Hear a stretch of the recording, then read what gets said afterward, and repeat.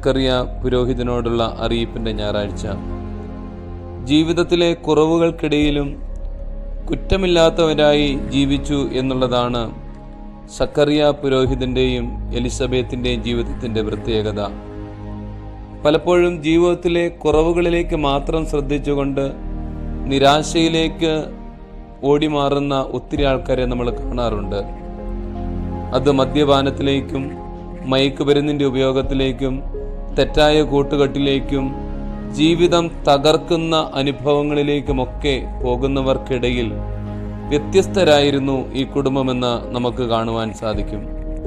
പ്രിയപ്പെട്ടവരെ, ജീവിതത്തിൽ കുറവുകളില്ലാത്ത മനുഷ്യരാരുമില്ല.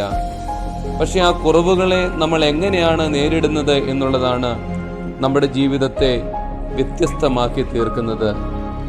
Wilma Rudolf എന്ന് പറയുന്ന അമേരിക്കൻ, അവളുടെ ജീവിതത്തിന്റെ തുടക്കത്തിൽ കാലുകൾക്ക് വൈകല്യമുള്ളവളാണ്.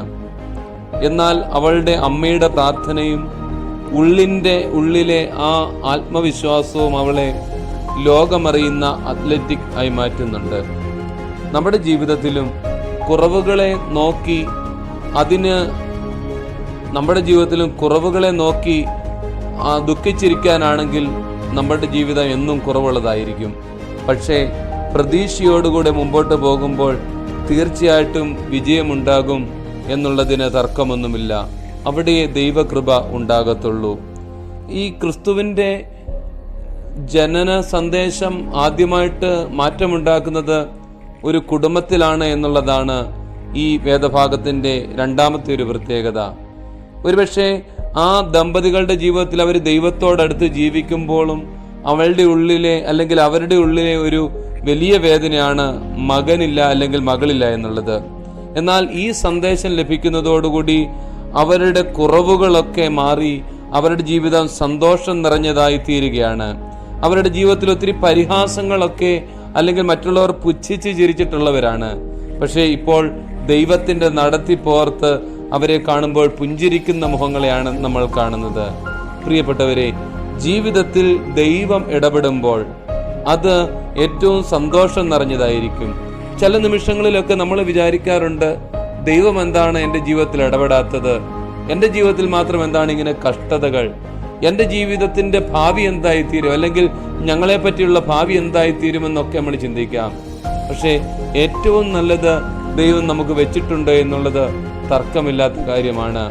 നിങ്ങളെ പറ്റിയുള്ള പദ്ധതി എൻ്റെ മനസ്സിലുണ്ട്. നിങ്ങളുടെ നാശത്തിനല്ല, മറിച്ച് നിങ്ങളുടെ അനുഗ്രഹത്തിനാണ് എന്നുള്ളതാണല്ലോ പ്രവാചനവാക്യം. പ്രിയപ്പെട്ടവരെ, സക്കറിയാവിന്റെ ജീവിതത്തിൽ പ്രായവും കടന്നുപോയെങ്കിലും പ്രതീക്ഷ കൈവിടുന്ന സമയമാണെങ്കിൽ പോലും അവൻ ദൈവത്തോടും വിശ്വസ്തനായിരുന്നു എന്നുള്ളത് അവരുടെ ജീവിതത്തിലെ ഒരു വലിയ അനുഗ്രഹമായി. മൂന്നാമതായിട്ട്, ചില പ്രാർത്ഥനകൾക്ക് ചിലപ്പോൾ ഉത്തരം ലഭിക്കുന്നത് താമസിച്ചായിരിക്കും.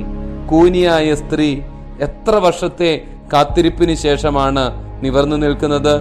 തളർവാദക്കാരൻ എത്രയോ വർഷം കട്ടിലിൽ കടന്നതിന് ശേഷമാണ് ക്രിസ്തു അവനെ ഉയർത്തുന്നത്. രക്തവാതക്കാരി സ്ത്രീ 12 വർഷത്തിൽ കൂടുതലാണ് അവന് വേണ്ടി കാത്തിരുന്നത്. നഷ്ടപ്പെട്ട മകന് വേണ്ടി ആ പിതാവ് എത്രയോ വർഷം കാത്തിരുന്നതും നമ്മൾ പുതിയ നിയമത്തിൽ കാണുന്നു. അപ്പോൾ കാത്തിരിക്കുവാൻ മനസ്സുള്ളവരുടെ ജീവിതത്തിൽ മാത്രമേ അനുഗ്രഹങ്ങൾ ഉണ്ടാകൂ എന്നുള്ളത് ഒരിക്കലും മറന്നു പോകരുത്. ഒരു വിത്ത് കുത്തി ഭക്ഷിക്കുവാൻ എളുപ്പമാണ്. പക്ഷേ അതൊരു വൃക്ഷമായി മാറണമെങ്കിൽ, അതിന്റെ തണലിൽ ഇരിക്കണമെങ്കിൽ, അതിന്റെ ഫലം ആസ്വദിക്കണമെങ്കിൽ ഒരു കാത്തിരിപ്പ് ആവശ്യമാണ്. സക്കറിയ പുരോഹിതനും എലിസബത്തിന്റെ ജീവിതത്തിൽ ആ കാത്തിരിപ്പുണ്ടായിരുന്നു.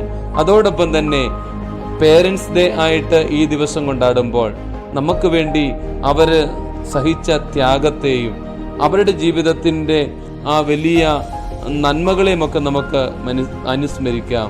അനുഗ്രഹം നിറഞ്ഞ ഒരു ജീവിതമാകട്ടെ എന്ന് പ്രാർത്ഥിച്ചുകൊണ്ട് വാക്കുകളെ നിർത്തുന്നു. ദൈവം അനുഗ്രഹിക്കട്ടെ.